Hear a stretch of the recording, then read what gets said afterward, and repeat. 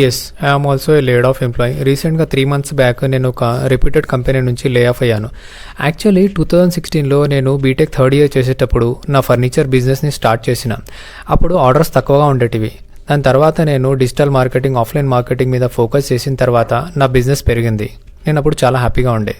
కానీ లాక్డౌన్ సమయంలో నా బిజినెస్ డౌన్ అయింది. అప్పుడు work from home jobs openings ఉన్నప్పుడు నేను ట్రై చేసిన, ఒక జాబ్ సంపాదించిన. దాని తర్వాత నా వర్క్ లైఫ్ని, నా బిజినెస్ లైఫ్ని రెండింటిని ఈక్వల్గా మేనేజ్ చేసుకుంటూ వచ్చిన.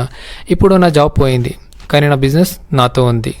నేను నా జాబ్లో ఎంత సంపాదిస్తుండేనో నా బిజినెస్లో కూడా నేను అంతే సంపాదిస్తాను. కానీ నేను చాలా హ్యాపీగా ఉన్నా.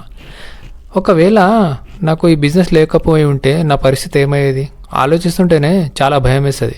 కానీ చాలామంది లే ఆఫ్ అయిన వాళ్ళ పరిస్థితి ఇదే. రీసెంట్గా నేను చూసిన హైటెక్ సిటీలో కొన్ని కంపెనీస్ దగ్గర వేకెన్సీస్ ఉన్నాయని వేలల్లో ఉన్నారనమాట పబ్లిక్ ఇంటర్వ్యూస్ కోసం. మనం డిగ్రీస్ సంపాదించుకొని ఇంత కష్టపడి చదివిన తర్వాత ఇలా లైన్లో నించోవడం చూస్తుంటే చాలా బాధగా అనిపించింది అనమాట. సో ఇప్పుడు సమయం ఎట్లాంటిదంటే, ఒకవేళ మనకు జాబ్ ఉంది అనుకొని మనం సేఫ్ అని అనుకుంటే అది చాలా తప్పు.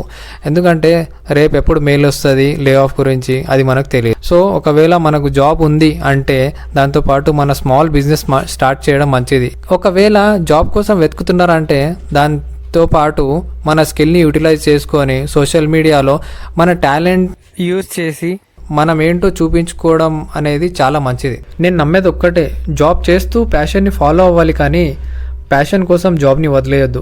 ఎందుకంటే మనీ మనకు చాలా అవసరం ఉన్నప్పుడు ఎవ్వరు మనకు సహాయపడరు.